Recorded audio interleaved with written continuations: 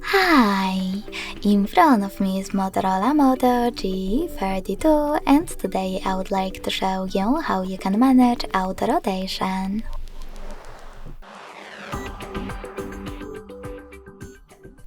You need to begin by opening Tab menu and looking for Auto Rotate shortcut.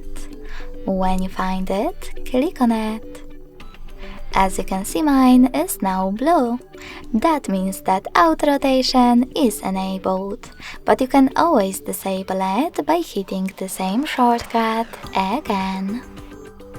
If you want to, you can also go into settings, scroll down just a bit and access display. Then scroll all the way down and click on this switcher next to Auto Rotate screen to turn it on or off. Thanks so much for watching. If you enjoyed this video, don't forget to leave a like, comment and subscribe. Bye!